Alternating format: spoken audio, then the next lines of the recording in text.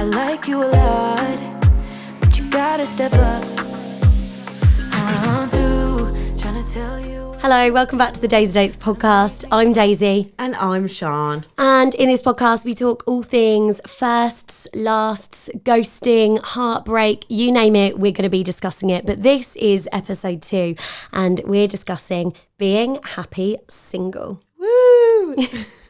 So we are both definitely single, and there's been hell a lot of bank holidays this May, which I think always makes you feel a certain way. Like you see families out, you see children, lots of children's activities, and you see lots of couples out and about. Do you think that makes you feel a certain way? Because it does me. Yeah, I think because we're in different positions where I've been single for 7 years and I chose to be single for 7 years. So I've got a group of friends that there's 30 of us and it's 15 couples and I'm the only single one. There was 2 of us, there was 1 boy, 1 girl. He's just recently got a girlfriend like last week. So I'm the only single one. And that's just how it's always been. And I've really been fine with it. I don't notice couples, to be honest. I don't really notice them. Yeah, to be fair, I don't notice couples like, I have people around me that have recently gone through breakups and it's all they see. Because it is, isn't it, after a breakup.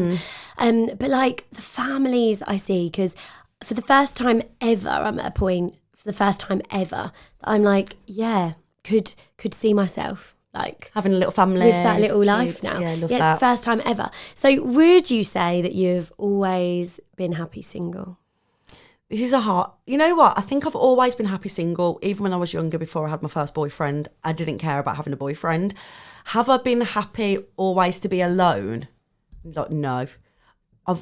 I really struggled after my first heartbreak to be on my own and to spend time on my own. But I was happy single, but I just needed to be with friends or family or anybody that would talk to me every second of the day because I was that scared of being left alone with my own thoughts going through heartbreak. Really? Yeah, so I don't think I've always been happy to be alone, but I think I've always been okay being single. I mean, now that I've started dating, I don't know if it's not feeling happy single or just trying to rush the process. Like, I've had 7 years, I've dated for a year, I'm ready, like, let's just hurry it up. I don't like the whole rigmarole of like dating necessarily. I think 100% that just gets worse and worse the older you get. Like the more apps that you go on, you're just like, come on, cut the small talk. And I see it in my before this episode you read out your Bumble bio and I was like, gosh, you've put in so much effort. You can tell that you're new to the dating world because I've deleted come off and my I'm not even sure it says much now, probably my Instagram, which is a ick for most people because you just get lazier and lazier because it becomes so much more effort. So I 100% agree that like I'm in a space where I'm like, I'm just wanting to rush it. Let's cut the small talk. Are we going out? Are we not? And is there a second day at the end of it? Like, it's not. And do you feel like you feel more like this bank holiday in May because of where you are dating at the moment, because you've taken a step back? So do you think it felt a little bit more because you're not even talking to anybody, you're not even talking to boys, and obviously we both know it's hard to do it in real life. Out in me, okay. Yeah. It's harder, but when you like texting but you've got to take a step back from the dating app sometimes. You've got to, like, I've had times where I've not spoken to anyone for 3-4 months and just not gone on the dating apps. But I think maybe if you're out and about bank holiday with everybody, that's harder because you're already just taking a step back. Yeah. So take a step back. And this is the problem with today's world. Like, I think half the time talking to someone is just a distraction for most people. Yeah. I've had someone recently message me on Instagram. We got into such good conversation, stayed up till like 1 a.m. texting. Then we never heard from each other again. And you're like, oh, that was a waste of some lack of sleep, wasn't it? But that's what happens. It's like a moment in time now in this dating world. But yeah, I am, for those of you that may have just kind of listened to the podcast, I am completely single at the minute, like no one in the DMs, like not talking to anyone, no one to text, which has been a choice for me. Yeah, it's purpose. You purposely did it. Yeah, and I'm off the apps. But that's the first time for me where I've been fully happy. No, like I've always been very good on my own. I'm so sorry, I thought you meant but the first time you ever come off the apps. No. Veteran? No. No, like fully single, not talking to anyone. Okay. I live alone now. So I am literally like, I have a social job, but sometimes it's not so social when you're working alone, and then I go home and there's like no one. And I am so content to the point where I'm scared. Oh, really? So scared. I was like that probably about 4 years in. I used to think, am I never going to want to meet anybody? And then I'll just be alone because I don't want to. Like, that scared me more than being alone, was not wanting to meet anybody. Exactly. And do you that's think that's where you're at? Well, or feeling kind of. I'm scared that I'd get there. Like, it's so hard to let someone in when you're that content. I'm like, you have to be amazing, phenomenal. If you're going to sit next to me on this couch, because I can sit here and watch Friends and Netflix alone fine by myself. Yeah. So you need to be amazing. Yeah. So that's what's scary. And I think that's where the exhaustion of dating comes in a 100%. lot more than it used to. Like, no one used to be this exhausted dating because it wasn't that available on an app. It's exhausting, and I've been doing it for a year, and I've dated 3 or 4 boys, and and you know what's most exhausting is meeting someone that you really do get along with, and then them not being it, and it's like, okay, that's great, and the positive is that every time I speak to a new person, I'm like, no, there are more boys that I would literally get on with, there are more boys out there for me, but it's like, why isn't it them? Like, why have I got to now meet another boy that we have a great chat, and I'm like, woo, and then it's like, nope, it's not them either. But then that might be because I'm negative sometimes when I think about dating, and because of the way I think, I don't think anything's going to happen in the future. Maybe that's why, but it's exhausting to keep talking to people that you get on with and then it not be it. Yeah, I have this conversation with my best friend quite a lot. Like, it's the progress, and then the process again of, right, we start from 1 again, then we have to get to the date again, then we have to text again. That is exhausting. The same things over. Yeah, I've got a business, and I've got a dog, and over and over again. Yeah, and I find that really, really hard. Like, that, why couldn't he have just been it? Because I don't want to go through this again. But then that's where you start to accept behaviours that you normally wouldn't, which I have done recently as well. I've accepted behaviours I shouldn't have, because I'm like, I also think it might be, I've never thought about this before, but I think it might also hold you back from being authentic, because when you're going through these same conversations again and again and again, and you start seeing reactions from things you're saying. So, like, for me, even something stupid like I don't eat meat. This is like a real bog standard like example, but if I got a bad reaction off that every time I said that to a boy, I would just stop saying that. Yes. So I feel like then you start holding yourself back, and there's things that I know, all right, a boy wouldn't like me to say that because I've had this conversation where I have given that information out. So as you're going through, you're kind of like structuring your conversation in a way that's like, right, I know they're like this, I know they're like this, I know boys like this, and then you're not really being authentic because you've gone through it so much that you're like, I'll only tell you the things that I know that are going to be beneficial and that are going to have a positive outcome. Yeah, 100%. I mean, I've even played down my job. See, this is what I'm saying. Yeah, I used to be like, I'm on the radio and I present this. Like, I used to be so proud, which I'm so proud of it. But now I play it down because guys are so weird about it. They're like, oh, so you're famous then? I'm like, no, don't get. And like, oh, do you like being centre of attention? No, that isn't why I'm a presenter. It's just I love like being around people. I like getting to know people's stories. I like interviewing people. It's genuine. It's not from a place that, I just want fame. It's not at all.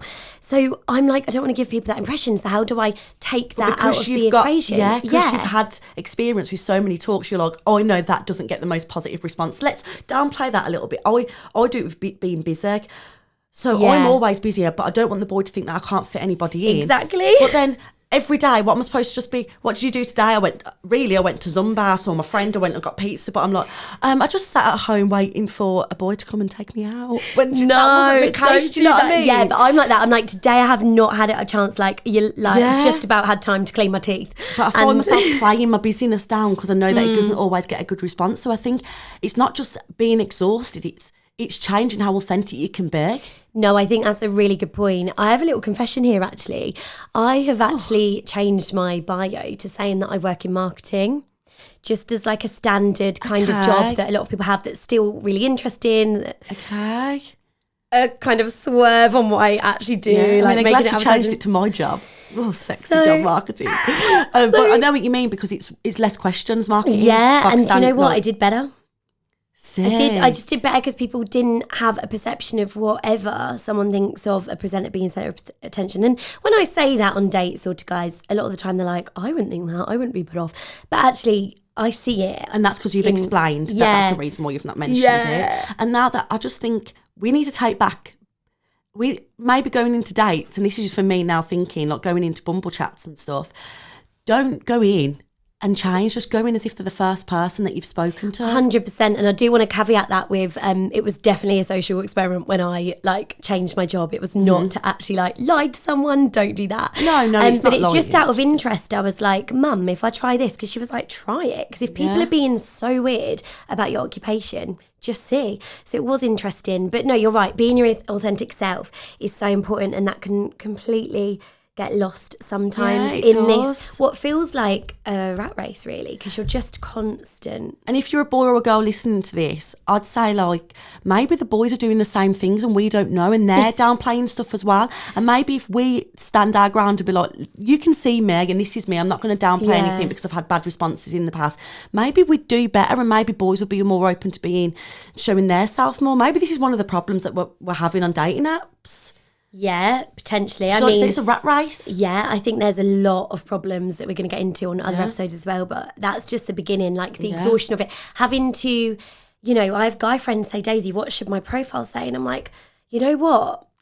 I think half the time dating app is all in the mood. Yeah. You're just lucky if you catch me in a good mood that night that wants to give actual time to you. Can be bothered to message. Yeah, without sounding bad though. But if you catch me like I've had a really bad day, I'm going home on my own, I had to order rings, haven't cooked, just bored swiping, you're catching me at a really bad time. So your bio could be epic and I'd still swipe, It's all in the timing of the person swiping. If you're going into it like, I would really like to do something this weekend, I wonder if there's anyone on there that would like to go on a date, and you're genuinely looking, you look at everything in a different light. Do you know what I mean? If I'm genuinely on it looking, I will look to see if they actually want kids and if they're looking for something serious, because that's valuable to me then. But if I'm just bored, I see them say, don't know yet, and I'm like, there's fit. And I'm like, Daisy, what are you doing? Yeah. I mean, I was in Manchester with my friends and we were drinking and we were trying to see who can get the most matches out of me and my friend, and whoever gets 5 matches in a row. Oh, God. The loser does a tequila shot. I might have met my soulmate. He's gone.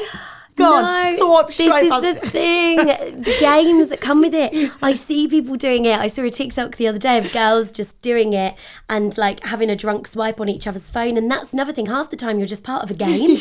Like the people are just taking the boys, mic. do you do the same thing? Is that just... No, I 100% think that guys would 100% be like, oh, just see how many matches I can get. Yeah, I know guys I think that's that just how swipe they use it anyway. Yeah, they do, just to see how many matches. Yeah. I mean, a guy said to me once, he said, let me look at your Bumble, just someone I work with. And he was like, oh my God, you've literally got 4,000 people that like you. And I'm like, I've never even noticed that number before. But he had actually like looked for that number. Yeah. So that means nothing to me if I've not liked them back. I 100%. literally so rarely feels swipe, like slim pickings out there. It is. I think everyone feels that way, and the exhaustion is real. So do you think being happy single has gotten easier or harder later into your 20s? Easier, I think. Because with my job, it's a lot of networking. And also it gave me, when you work with business people and freelancers, which is obviously a niche and not everybody listening will be doing that, but a lot of people are independent regardless if they're in a relationship or not, because they own their own businesses, they're having to get out their own work. And since meeting these people at work who are married, some of them are married, and she's got like one of my clients went on a trip to Paris on her own, she went to the cinema on her own, and I'm like, oh, you went to cinema on your own? And I wanted to see Matilda, and it never even crossed my mind that I could go on my own. Oh, Matilda was great. Did you see it? Yeah, on my own. Yes. Well, on my own. So I think it's got easier because it's more accepted in my place of work. But I can imagine that maybe it gets harder if you're in a normal 9 to 5 where you don't have those kind of people that they're just all in a relationship or they're just single. I feel like I've got a nice balance where they're married, but they do a lot of stuff separate because they've got kids to look after, they've got a business to run, and they just do stuff separate. So I think easier. Do you? Yes, agree? I would say easier because you build your life a bit more and other things become important. When you're 21, like the boy is so important to some people, or the girl, if obviously whoever you're dating, that is like important, and that first boyfriend and the first's like so much fun, and then the heartbreaks and you go out finding again. But I think just more becomes important. Like I would, if someone asked me on a date this weekend, I know that, I've got loads going on. I've got some family parties. There's a lot going on. So I would probably say no. Okay. To spend the time with my friends, because I'm like, I know I'm going to have better time than going on a first date, and I'd kind of put the first date second priority. Okay. Whereas I used to be like, yep, sorry, so-and-so. Oh, really? Well, yeah, when I was younger. Yeah. So I think it's much easier now, like family and friends first, career first. And then if the boy wants to wait for that date, or if, you know, I can curate it to fit, if they can fit into my life and they're happy with that. Yeah, 100%. So It's the girls. definitely easier.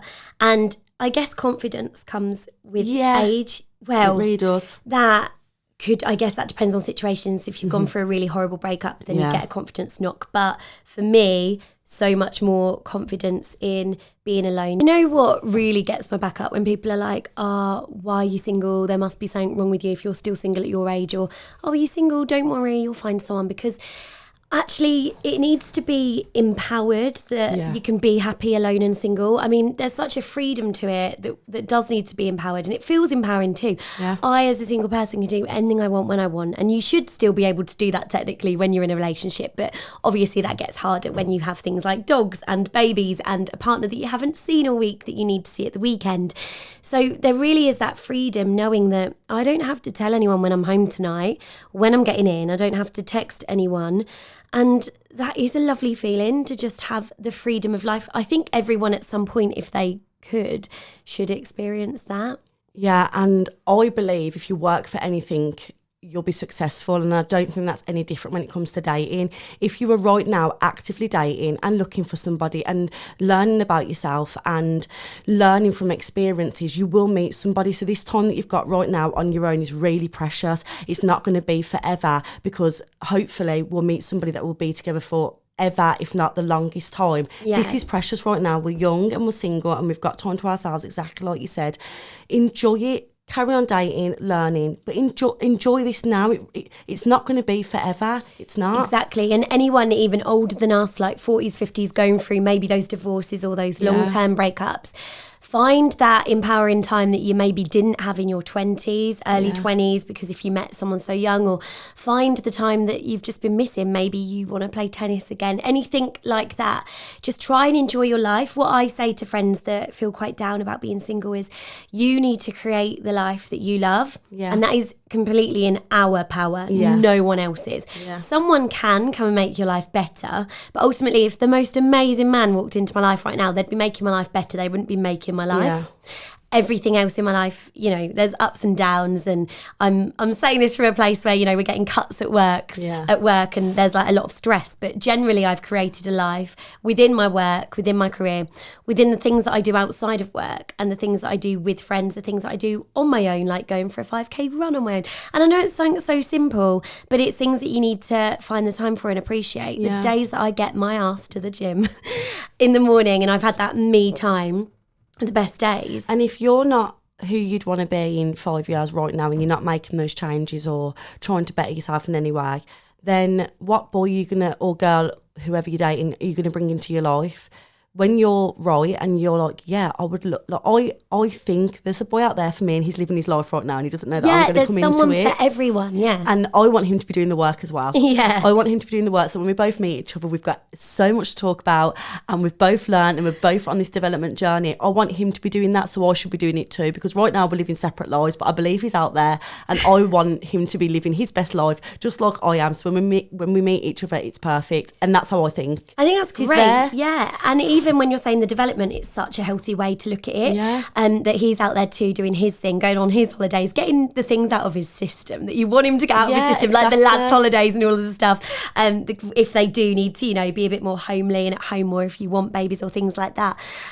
But absolutely, I think that's a really healthy way to look at it, and Changing the perspective of it. Yeah, that's it. It's all in the mindset. Yeah. And in the meantime, making sure that you enjoy it every single day. Because when you do meet them, and I've had friends say this that are in very healthy relationships, they sometimes say to me in the office, friends will say, oh, Daisy, I'm living through you. You're going to Bali on your own. I'm living through you. Because that's something that they might not be able to do now. Yeah. So when this opportunity came to go on my own with 100 strangers to Bali, I thought, okay, I'm this age now. Next year, I might have met someone. Yeah. It might move really quick. I might want something, or my career might get really busy, or I might not have the money in that point in time being a freelancer. I need to go in this moment whilst I can. What have you got to lose? So yeah, I think that's a really healthy perspective. And also the development thing that you mentioned, reading. How when me and you first met, I was reading the book all about attachment styles, which we're going to do an episode on. We are. And we kind of spoke about it a lot. We've got opposite attachment styles, literally. Completely. All of that reading is really healthy for them finding your partner. I'd love a guy to be doing that. Yeah, and there are boys out there that are doing it now, I feel. And not only that, is that we do have, and we will get really into this, but we have unhealthy attachment styles that can be changed. Yes. So do I want to meet somebody now whilst I'm a fearful avoidant, or do I want to meet them in 6 months' time when I'm at least got some secure in Meg or completely secure? Because I can change that.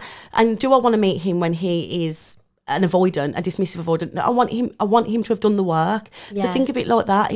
Did I want to meet him when I was working abroad in Greece for a tiny little skirt on, running around chasing all the boys? No. Did I want to meet him at the time?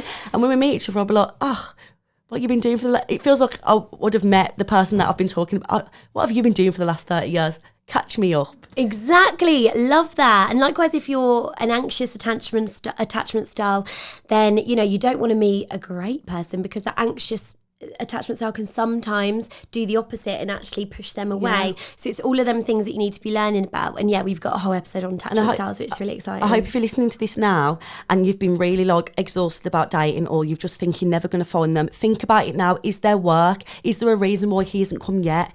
When we're talking, is there actually, you know what, I wouldn't want to meet a fearful avoidant because right now that would not work for what I am. So don't worry about them. They're doing what they've got to do. Worry about you. Do it now. Start today. You do you, baby. Yeah. So then, things that you do to fill your time, hobbies, the things that you do that make you really happy being single. Where do you catch yourself in those moments going, this is so good? I'll tell you a moment when I was like, wow, this is great. I decided to travel on my own for the first time. I went to Brussels. I was there for 4 days. And on my last night, there's this beautiful square. Absolutely stunning. If you haven't been, it's beautiful. And I went and got a Haagen-Dazs ice cream, strawberry cheesecake. I went and put my AirPods in, listening to just such fun songs. And I sat down on the floor in the square, because everyone just sits down. There's buskers and stuff. And I thought, wow, I would never be able to do this if I was with somebody. He would be with Meg, and we'd be talking, and we'd be making noise. Yeah, making noise, and we'd be having a drink. But this time, I will think back to this when I'm married and be like, that was me. I was the main character of my life at that moment, and I could have cried with I'm not done yet. There's still moments like this that I can have that oh my gosh, I love Meg. I love that. Meg. That's so good though. And those moments can come in really simple ones as well, the simplicity moments. So I sometimes feel that in really dull moments, I'm cooking my eggs and they've gone perfectly poached with my avocado in the morning with my coffee, and I'm just sat in your flat that's yours. Yeah, exactly. It's mine. I own it. No one can take that away from me. Well, unless I don't pay it, but bank, you can take it away from me, but don't, please.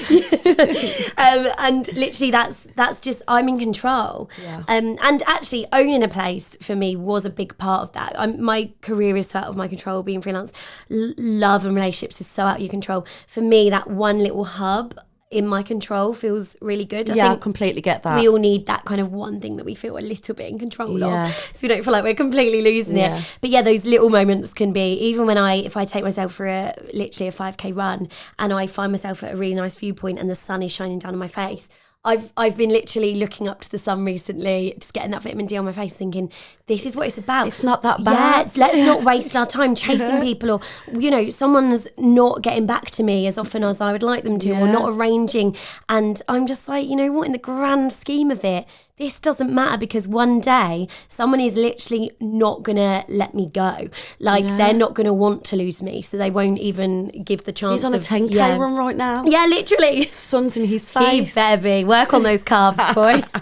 100%. No, that's true. I absolutely love that. So I think that's really important. But actual activities that I've taken up, I've been doing some wellness walks in my local area that are on Sundays for women, but they also do them for men every other week, which is lovely. So they've actually built up a lot of men walking, and it's just to meet loads of lovely ladies. So I've met some new lovely friends, and this is what the Daisy Dates Facebook group was about as well, meeting people, friends that perhaps as we get older and people settle down, it's harder to go out with people and be, out and about. If you do want to meet people, you do need to be out and about, wherever that may be, 100%. Whether it's park or the gym or bars, pubs, day drinking, you do need to be out and about.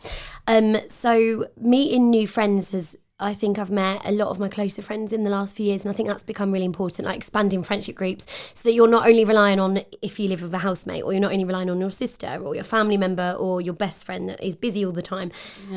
You need other people. It's back to what I said at the beginning, it's being happy single, or is it that you're not happy single, or is it that you're not happy alone? Because you can change that by doing all that you just said. Exactly. And then I recently went climbing. Have you ever been bouldering?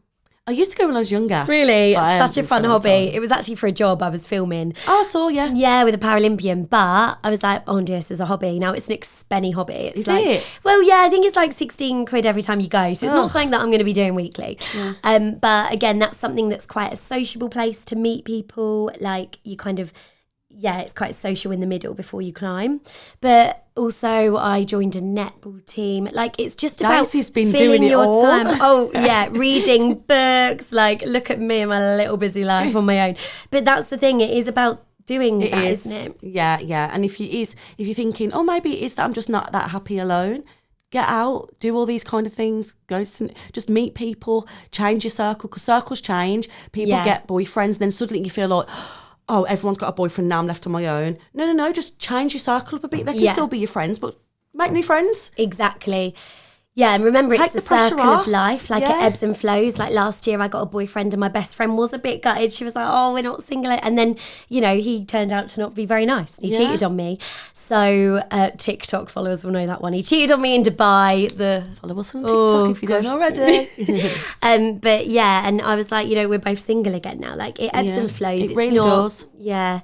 On that note though, we kind of touched on it earlier, but when it does come to inviting someone into your life and them coming in, I think it's really important to not make them feel like you're so happy alone that you don't need them. Particularly, I do think men generally like to feel like they're needed and wanted. Yeah. It's in their, it's in their science, the way they're built. They need to be like welcomed and they want to protect. They want to be there for you. I think women tend to forget that men want to be wanted too. Yeah. So we need to remember that I've very guilty of it being like, oh, I don't need anyone. I'm well good alone. And I'm like, actually, how that must make someone feel on like a third date. That's what their role would be, and it does come to just being humans. That's simply it comes to being humans and having instincts. And me and Daisy, this is one of the reasons we started the podcast. We'll get into it in another episode, but we really had a deep chat about this. Men and women, we don't, especially nowadays, we feel like we don't need men as much, so they feel less needed. Yeah. Which it's not that we do. We're never gonna.